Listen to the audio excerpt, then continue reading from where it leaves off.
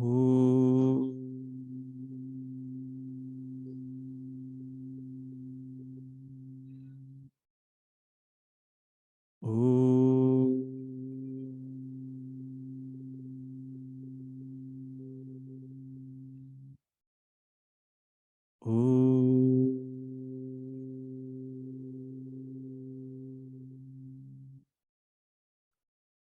Om Sahana Vavatu Sahanau Bhunaktu Sahaviryam Karavavahai Tejasvinavadhitamastu ma vidvishavahai. Om Shanti Shanti Shanti.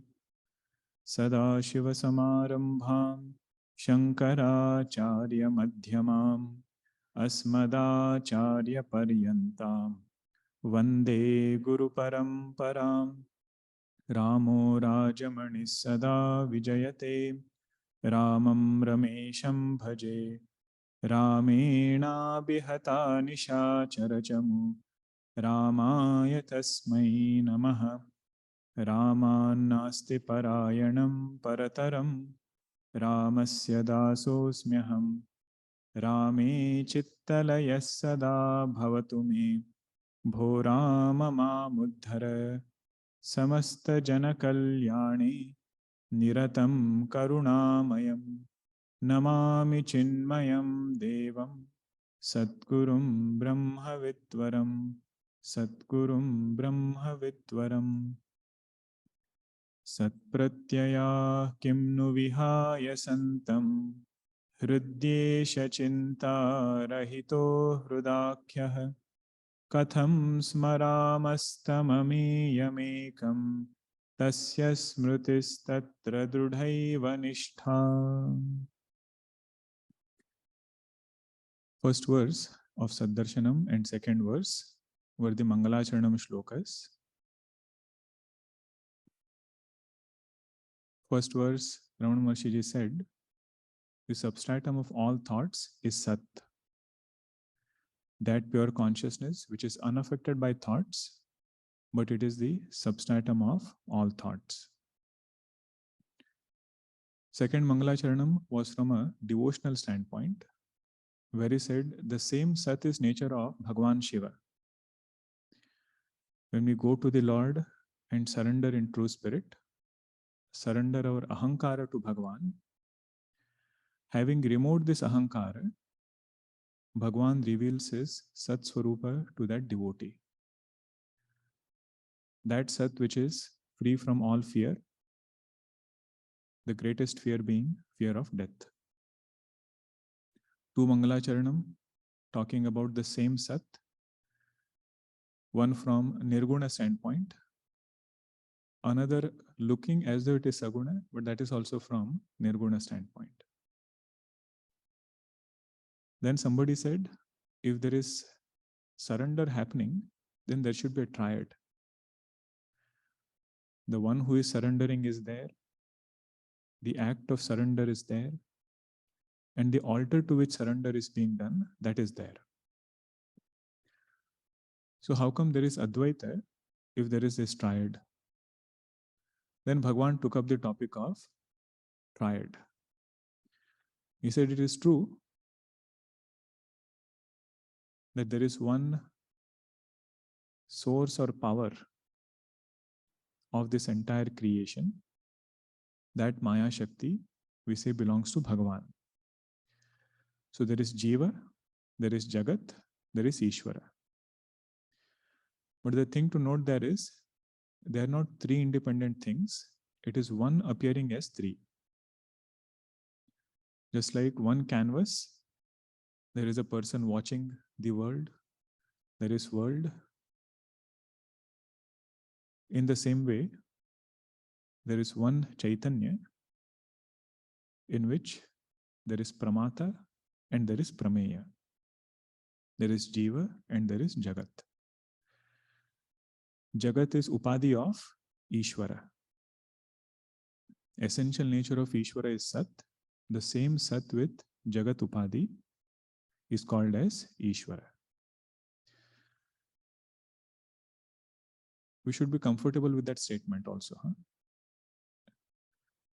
If we say Jagat is Upadhi of Ishwara, how will we understand it? Essential nature of Ishwara is Sat, consciousness. So Upadhi of consciousness is Jagat. In that way, Bhagavan said, although we start with triad, the culmination is in non-duality. Fourth verse was elaborating this point. Arabhyate jiva jagat paratma tatvabhidhanena matam samastam. All different school of thoughts, they will start with this triad because we are seeing a triad. We are seeing this world as something different from me, and God is somebody who is different from me, and I am there experiencing this world. So they will start with what our experience is and then take us to that non-dual truth, which is the substratum. In the midst of all this, when we study different school of thoughts, a lot of hair-splitting discussions we might be doing. But if it comes at the cost of protecting this ahankar, protecting this notion that I am such and such person, Bhagavan says all of that discussion is waste of time. Satyam rushava chididam jadam va dukkham sukham va iti mudha vivada. Mudha vivada means it is futile, doesn't serve any purpose.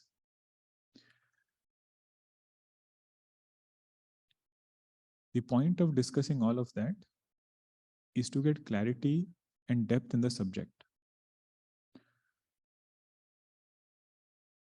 But the purpose of discussing all of that should culminate in removing jivatva, should culminate in removing ahankara. Otherwise, before studying Vedanta, we were ignorant samsari. After studying Vedanta, we are knowledgeable samsari. And this is Ramana Maharishi Ji's blessings upon all sadhakas. He says, no matter what you do, our samsara will not go unless this ahankara is removed. Even the question Bhagavan asked is very deep. In any Q&A sessions, if you see, when a devotee comes with a question, sometimes we just say, Bhagavan asked, who is asking this question? But really speaking, it is much more deeper than that. For example, if somebody came to Bhagavan and said, what is the true meaning of punarjanma? Where does Jiva go after dropping this body? How does karma play a role in punarjanma? Is punarjanma there or not there? So many questions he has. Satyam rushava chididam jadamva. Bhagavan's only question would be, inquire who has punarjanma. Rather than discussing about what is punarjanma, question who has punarjanma. And suddenly you see it removes a lot of other discussions around this topic. Such kind of questioning will bring us back to the fundamental of Vedanta and make us think, who has punarjanma? Does Deha have punarjanma? No, Deha got mixed with 5 elements. Atma has punarjanma. Yes, no, Atma cannot have punarjanma. It doesn't have janma only. Where is question of punarjanma? Now the only entity which is left is ahankara. Means that ahankara which was expressing in one body is expressing somewhere else. So Bhagavan's question would be, are you interested in ahankara or are you interested in Atma? Inquire whether this ahankara is a real entity or it is an appearance in something else. That substratum which is Sat, in that this ahankara is appearing. It doesn't even have its own existence.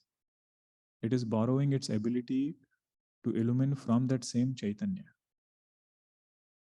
So question, or inquire into that Chaitanya, all other questions will dissolve. So even the way of asking this question is very precise for ourselves as sadhakas. We might have questions about prarabdha and purushartha. Which one is more powerful? What would be Bhagavan's question? Who has prarabdha? Who is putting purushartha? You see, it's a simple question, but how it will switch the whole thing. Provided we have done Vedanta Shravanam. If Vedanta Shravanam is not there, then what will be the answer to this question? Who is putting purushartha? So I am putting purushartha. I am the one who is going through prarabdha. But through Vedanta Shravanam, we know there is something called as Atma and Ahankara, which is getting mixed up. And Bhagwan's question is an Amrutam to separate Ahankara and separate Atma. Swami Akhandanand Maharaj also went to Ramana Maharishi Ji. And he writes in one place, he asked, what is Ajnanam? Ajnan kya cheez hai? Bhagwan said, no, Maharaj Ji asked, Ajnan kisko hai? Who has Ajnanam? Ramana Maharishi Ji said, jo pooch raha hai usi ko hai. The one who is asking, same entity has. Means even if you have questions about Ajnanam, the fundamental question would be, who is having this Ajnanam? Where is this Ajnanam appearing? Both standpoints are there, but we'll not enter that discussion. One standpoint is, Ajnanam is rooted in Ahankara, Jiva. Another one is, if Jiva only is rooted in Brahma, how can your Ajnanam be rooted in Jiva? Ajnanam is also rooted in Brahma. But anyway, the point here is how we can use that question to realign our quest. So that was the 5th verse. Then this devotee had the question about, is God with form or is he without form? Bhagavan asked the devotee, what is your understanding about yourself? Are you with form or are you without form? If you say you are with form, you cannot deny the form of God. Either physical form or form as Saguna Nirakara. Saguna Nirakara word is clear, right? Saguna Sakara we understand. Form of Bhagavan when he takes avatar. Bhagavan Krishna, Bhagavan Shiva. Bhagavan Shiva is, you can say it is Saguna Sakara Rupa. Bhagavan Rama. So that is having a particular form, Akara, and it has Guna also, attributes. What do you call Vigraha in a temple? That is also Saguna Sakara. It is called as Archavatara of the Lord. So that is Saguna Sakara. Saguna Nirakara is whenever power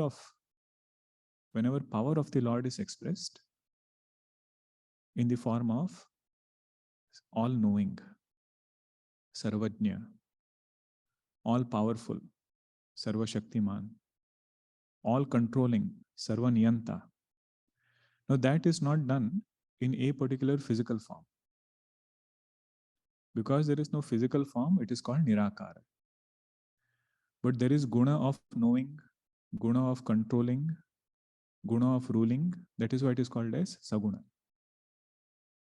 So Saguna Nirakara means ruling of Ishwara on this world.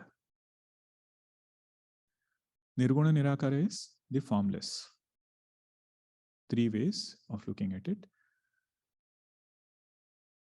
The moment Jiva drops his conditioning, Jiva drops conditioning of Pancha Kosha, what did Bhagavan say? The questioner who had question about whether God is with form or without form, that questioner is gone. If questioner is gone, There is no need for an answer.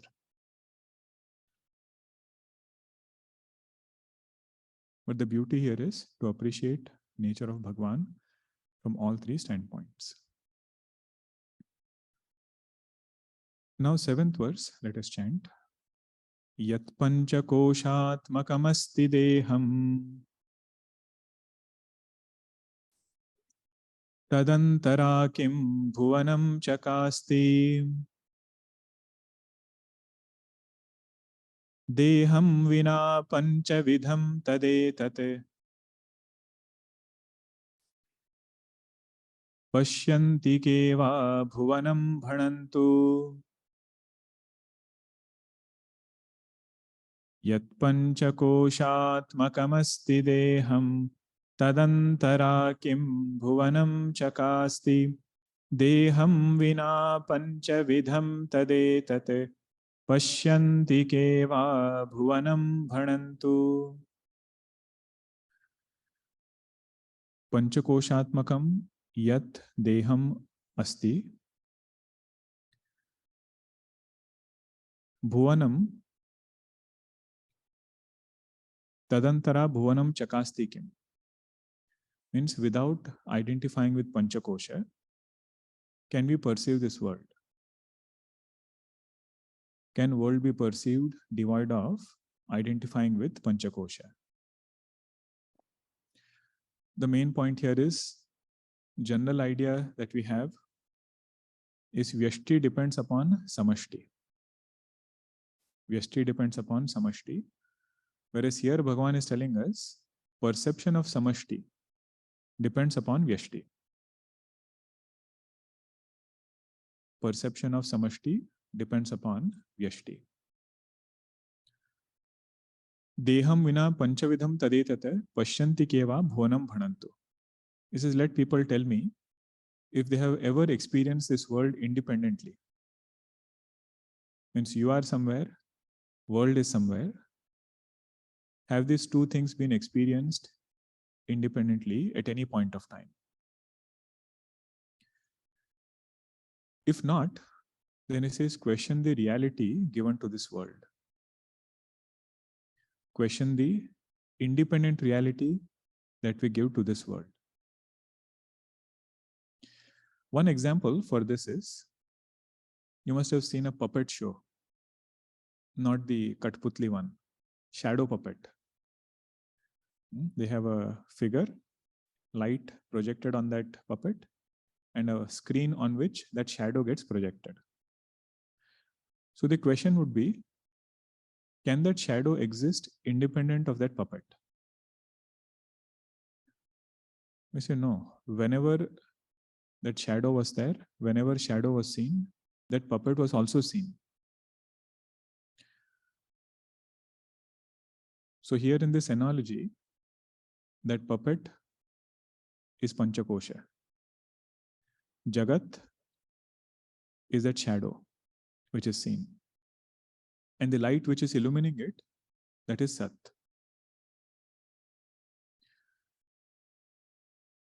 One practical implication of this is, don't fight with your shadow.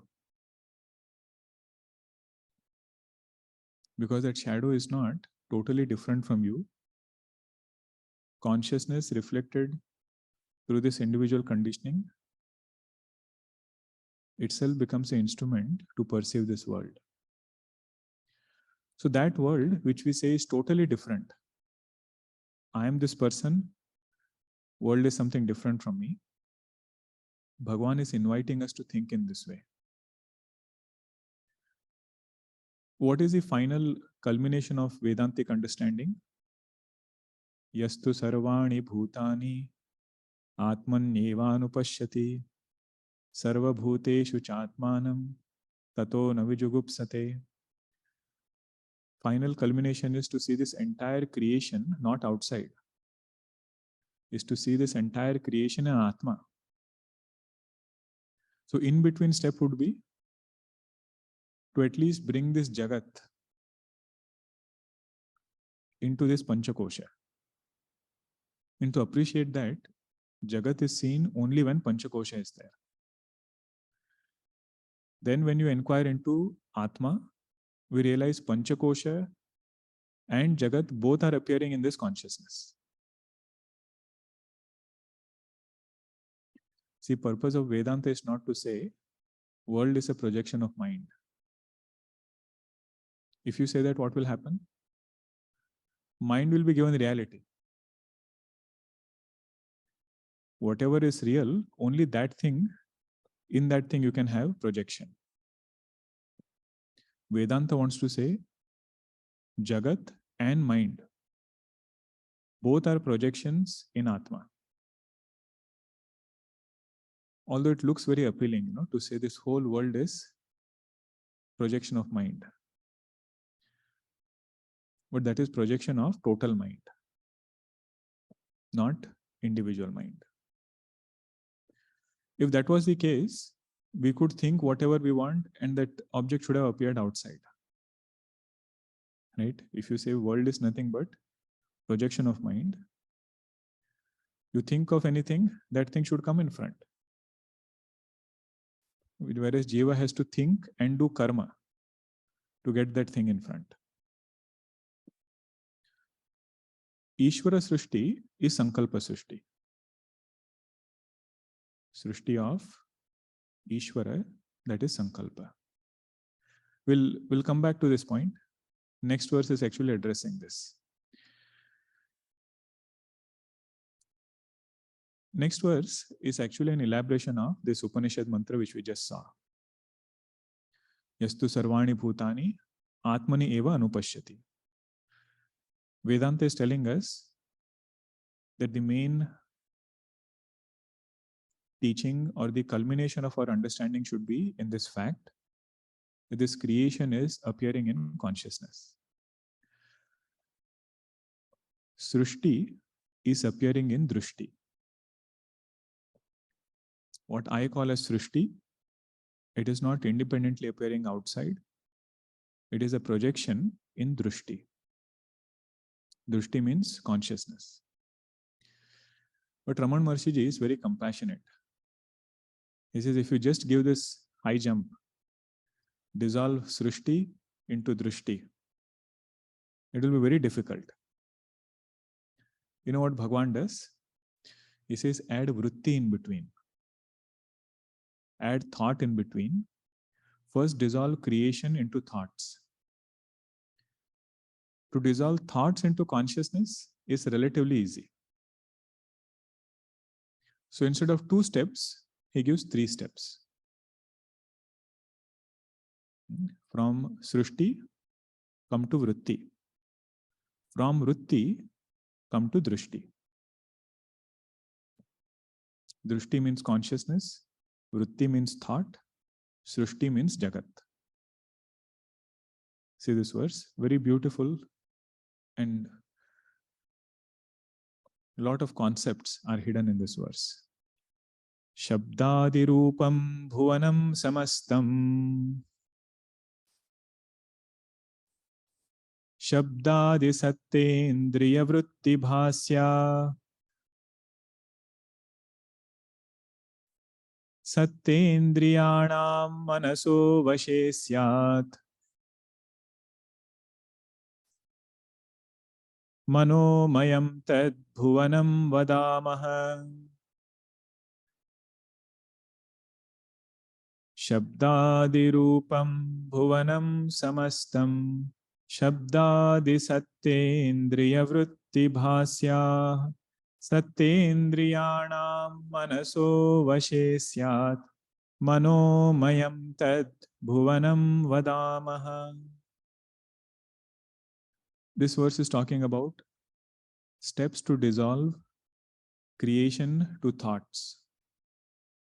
Next verse will talk about dissolve this thought into consciousness. What is step number 1? He says, look at this world first. So many names and forms are there. So many objects are there. Take one object for example. Which one shall we take? Apple. Safe object. Take an apple for example. What I call as an apple is inquire What is this apple made up of? How are you seeing this apple? How are you knowing this apple?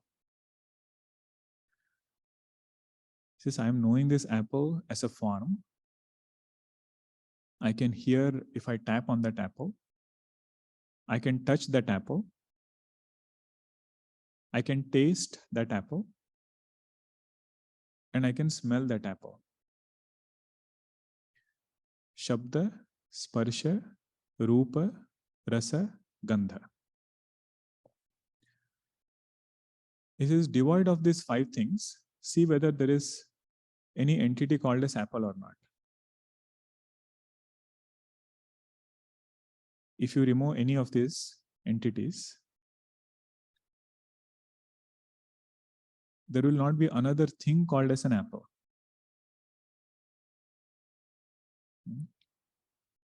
Means in other words, he's saying boil down Nama Rupa into Pancha Mahabhuta. 5 elements of creation which are recognized through these gunas. Shabda, Sparsha, Rupa, Rasa, Gandha. They are nothing but gunas of space, air, fire, water, earth. So every object, really speaking, is only Pancha Mahabhuta. How many objects are there in this world? Infinite. So look at the power of this analysis. Infinite objects can be boiled down to only 5 elements. In Chandogya 6th chapter, we had seen the portion of Teja Up Annam. How do wise people see this world? Upanishad Rishi said, they see this whole world as Tejobanna srishti. There is fire, Teja. There is up, there is water, and earth element, Annam. Space and air is not included there. We have to understand that is also included. What was the phalashruti of such kind of thinking? He said such people are always content. No matter which object anybody comes and tells them, have you seen that object? It has come in the market. It is so good. Or something is on its way to come to you. His thought process is it 5 elements or different from 5 elements? If it is 5 elements, Yadeva Iha Tadamutra.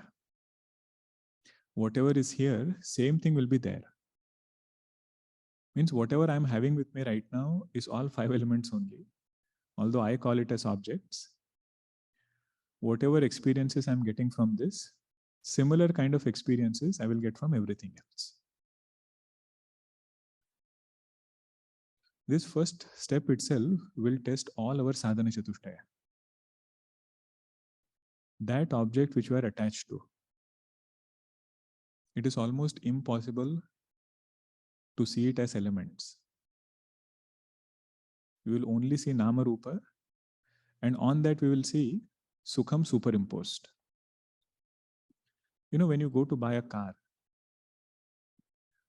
for the one who is going to buy a car, it is source of Sukham. Already we are imagining, we'll drive it out, go for a drive, all the other features you have checked out. You ask the person in that shop, you know how they refer to that car? Piece of metal. That is a phrase they use. Oh, it is month end, we need to move the metal out of the showroom. So for that person, it is metal. And for somebody who is superimposing joy, it is Sukha Sadhana. So imagine if first verse only we have to, first line, we have to really align ourselves with Ramana Maharishi Ji. Sadhana Chatushtaya needed there is Vairagya. If not for all objects, at least for few objects we can start thinking in this way. That this is not a physical thing. It is only a combination of Shabda Sparsha, Rupa Rasa Gandha. But Bhagavan, he says, I see this entire world as Shabda Sparsha, Rupa Rasa Gandha. Shabdadi Rupam Bhuvanam Samastam. No difference. You take one guna, within that only we have so much of variety. Right? Rupa guna, you see, so many colors are there, so many things we think about. With clothes, with whatever we wear, whatever we buy, so much of variety. Ramana Maharishi Ji, he says it is only Rupa guna. Within Rupa also is not distinguishing, which is Priya Rupa, which is Apriya Rupa. Okay, what was the first step? Dissolving name and form into 5 elements. Means Shabda Sparsha, Rupa Rasa Gandha. Second step he says, Shabdadi Satta Indriya Vritti Bhasya. Only when sense organs are functioning, only then we can perceive all these 5 inputs. Shabda, Sparsha, Rupa, Rasa, Gandha, they are known to us only when these 5 inputs are functioning, or 5 sense organs are functioning. Only then they can recognize Shabda, Sparsha, Rupa, Rasa, Gandha.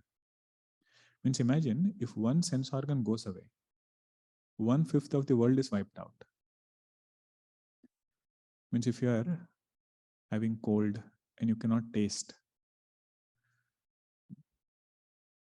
1/5 of experience of the world is removed through this. Means world which is experienced by that person and world which is experienced by person who is having that rasanendriya. Those are 2 different worlds. Means Bhagavan is again questioning us or inviting us to question what we call this world to be absolutely real. He says, look at how much of dependence it has even on sense organs. You know, animals which might have different eyesight, the way they look at world is very different.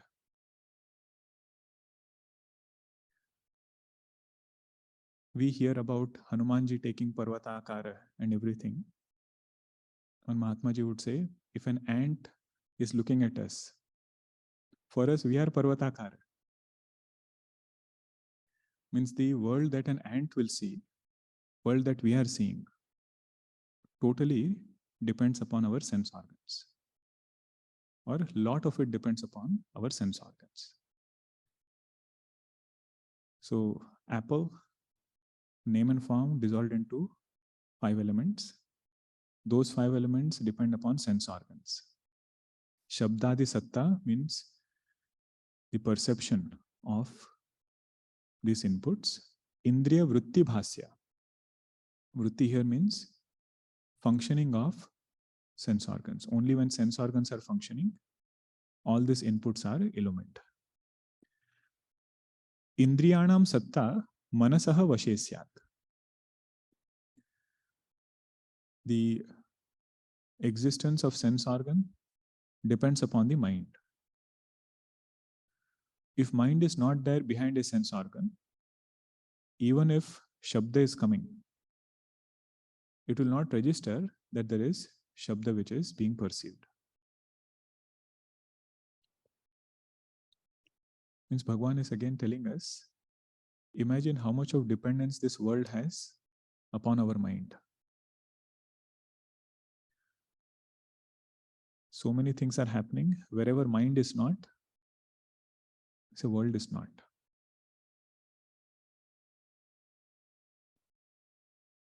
Another way to look at it is, our perception of the world heavily depends upon condition of mind. If mind is calm, world appears calm. Mind is agitated, smallest of the thing appears very big. It could be simple, somebody cutting us in traffic.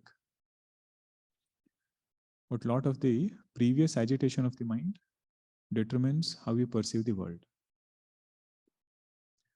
That is why they say, Yatha drishti, tatha srishti. But the meaning of the word drishti is different in the first usage. When you say dissolve srishti into drishti, There we are not saying dissolve world into opinions or a calm mind. There meaning of the word drishti is consciousness. But when we say yatha srishti, yatha drishti tatha srishti, there drishti means our convictions. That is why if somebody can do sadhana, somebody can practice meditation every day, their vyavahara will be expression of that meditation. At the same time, they'll be alert enough to make their vyavahara such, it becomes preparation for next day's meditation.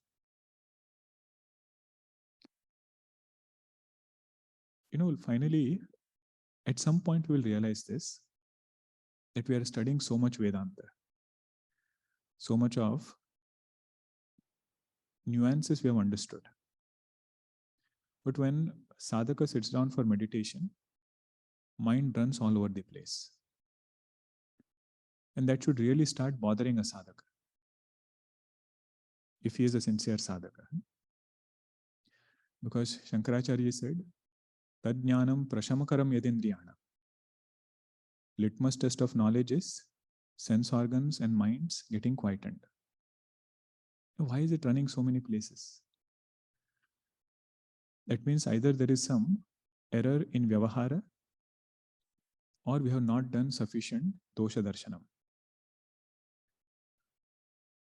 Means in transaction, this sadhaka doesn't remind himself that I am a seeker of truth. That my main focus is Shravana Manana Nididhyasana, not getting distracted with any other thing.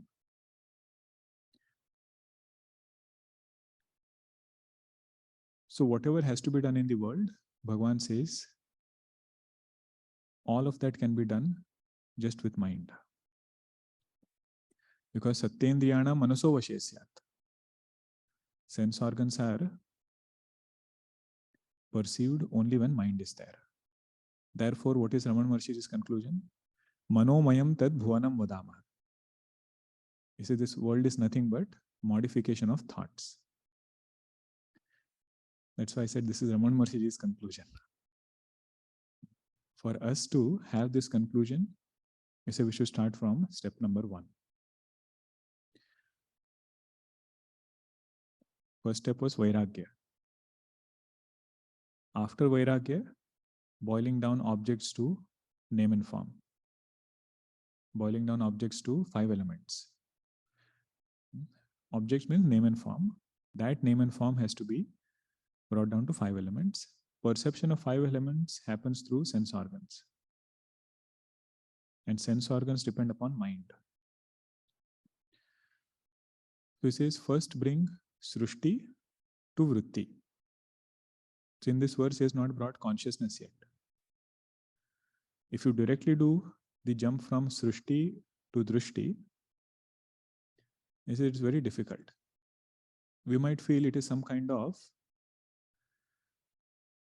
hypnotism.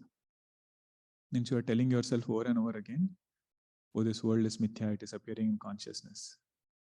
He says, no, it is very, very logical. Go step by step.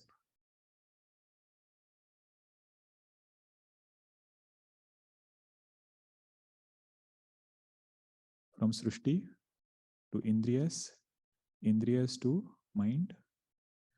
That is the stages of dissolution. Now, somebody might have a question.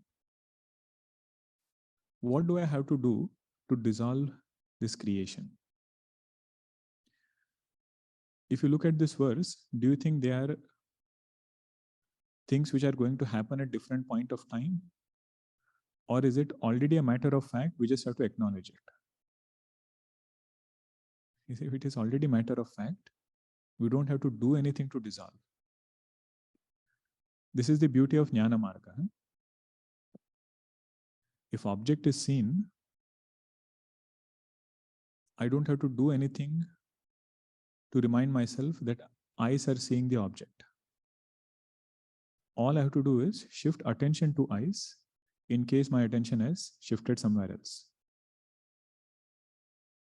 So like that, Bhagavan is telling here, object, that object, sense organ, perceiving that object, he said we don't have to do anything. It is already happening. We just have to notice how world is dependent upon sense object, sense organ. We just have to notice how sense organs are dependent upon mind. That is one thing. Second aspect is when we say this whole world is projection of mind. To help us appreciate, our Mahatmas, they have given two terms. One term is called as Ishwara srishti, and second is called as Jiva srishti. It is just easier for us to comprehend this topic. Ishwara srishti is that which is projection of total mind. And Jiva srishti is that which is projection of individual mind. Now we have studied Vedanta Sara. The whole creation process should help us understand this concept. Brahman with Maya conditioning, 3 gunas, then 5 elements, then Sukshma Srishti, then Panchikaranam and Sthula Srishti. So what we call as this Sthula Srishti, that is projection of total Sukshma Srishti. Hiranyagarbha, that projection, that is called as Ishwara Srishti. Means in simple ways you can say we are all moving about in God's mind. Ishwara Srishti means Bhagavan's Srishti that is appearing in Bhagavan's mind. Now this is just a way of understanding. Don't stretch it too far. Does God have a mind? That is Ishwara Srishti. What is Jiva Srishti? In Ishwara Srishti, whatever Raga Dvesha we project, that is called as Jiva Srishti. That is the only contribution of Jiva. In Ishwara Srishti, he starts claiming certain things to be mine, certain things to be I and mine. Aham and mama is the only contribution of Jiva. For example, if I ask you, what is this? What will you say? This is kurta. But for me, this is my kurta. What is just material? What is just cotton? You can say this is Shabdadi Rupam Bhuvanam Samastam. It is nothing but earth element in a particular form. It will have all these 5 qualities, but Jiva will superimpose some kind of aham and mama on that. That creates Jiva Srishti. Now when Vedanta comes in our life, what will happen to Ishwara Srishti? Ishwara Srishti's Badha will happen. Negation will happen. There will not be non-perception. Reality given to this world will be removed. What should happen to Jiva Srishti? Uchcheda should happen.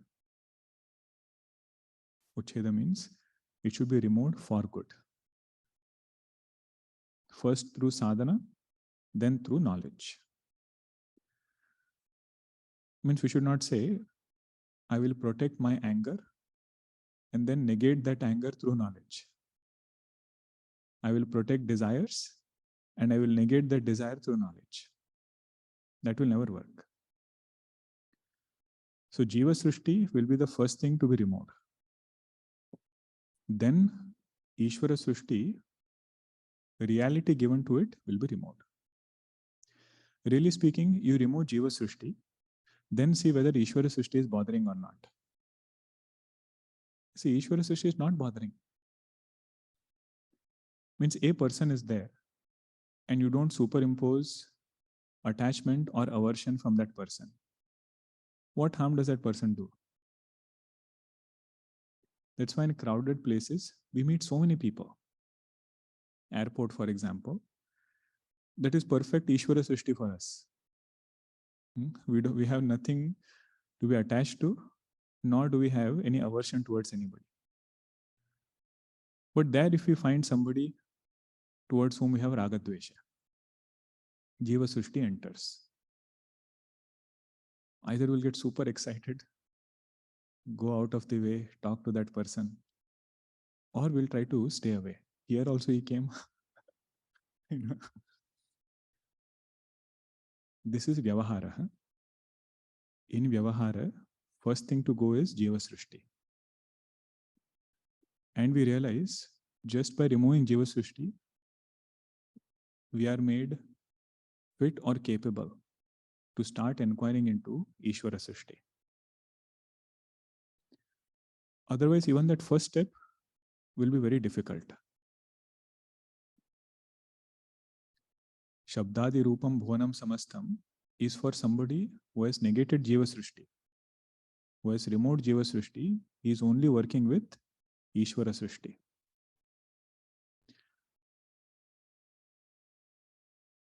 Next verse, we'll just chant.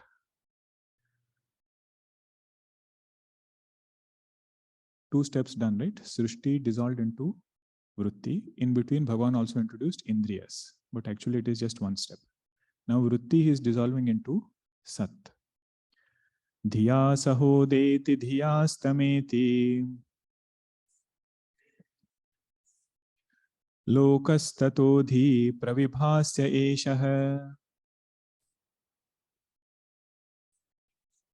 dhilok janma kshayadhama purnam sadvastu janma kshayashunyamekam dhiya sahodeti dhiyastameti lokastatohi pravibhasya eshah dhilok janma kshayadhama purnam sadvastu janma kshayashunyamekam.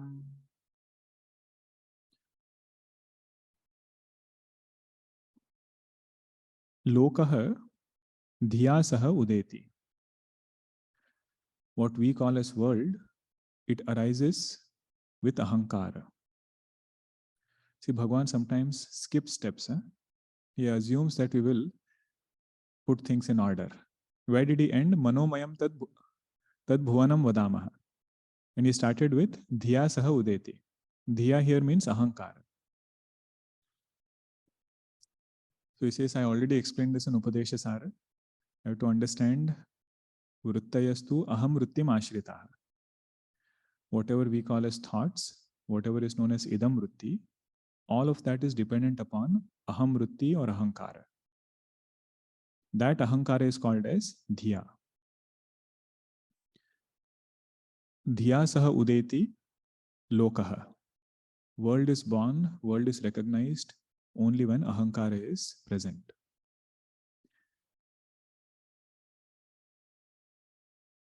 Dhiya saha astameti. World becomes unmanifest when ahankara becomes unmanifest. Dhiya saha astameti. Tatah dhi pravibhasya eshaha lokaha. Therefore, or that is why we say, this whole world is illumined by that ahankara.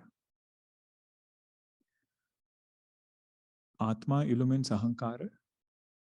That reflected consciousness, ahankara, illumines this world. Both ahankara and atma, they are appearing in both ahankara and jagat, they are appearing in atma.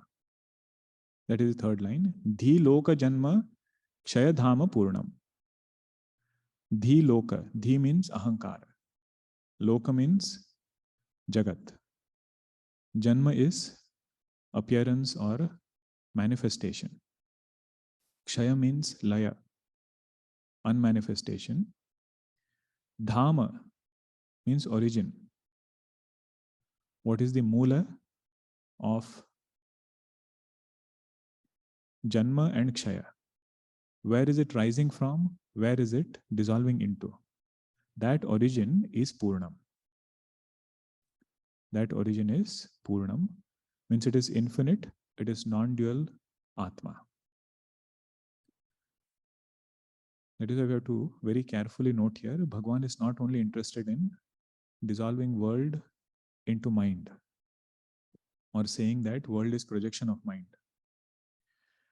Dhi loka janma, mind and world, ahankara and world are appearing in consciousness. It is rising in consciousness, it is dissolving back in consciousness.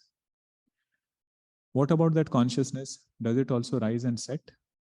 Sadvastu janma kshaya shunyam ekam. That Sadvastu is one.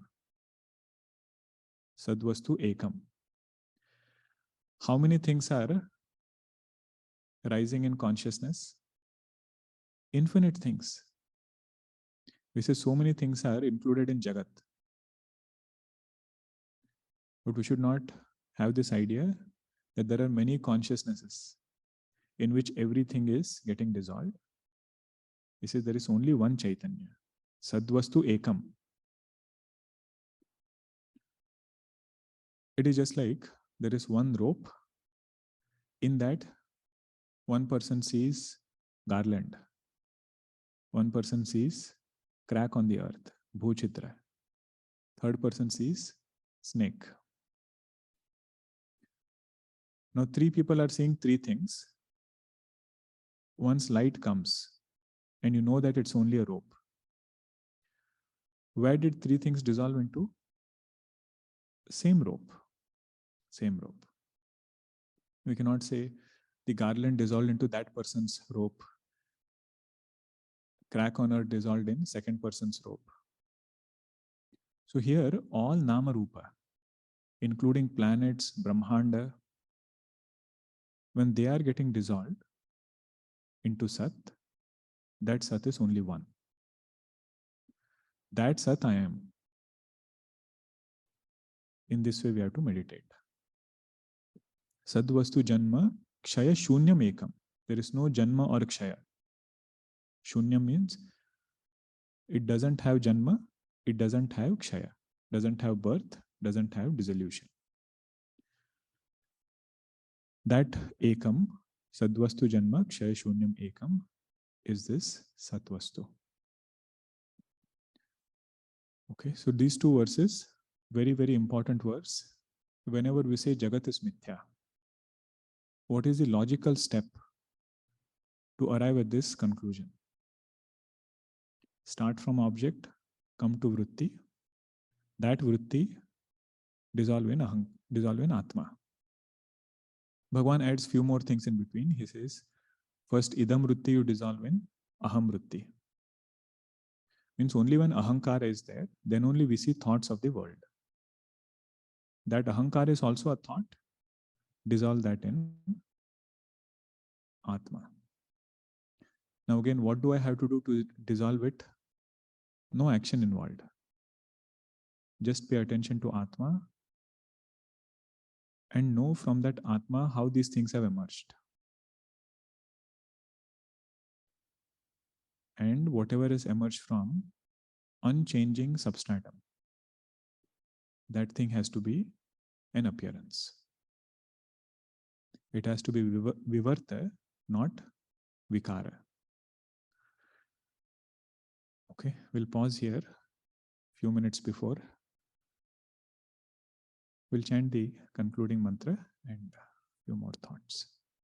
Om Purnamada Purnamidam Purnat Purnamudachyate Purnasya Purnamadaya Purnameva Vashishyate. Om Shanti Shanti Shanti. Harihi Om Shri Gurubhyo Namaha. Harihi Om.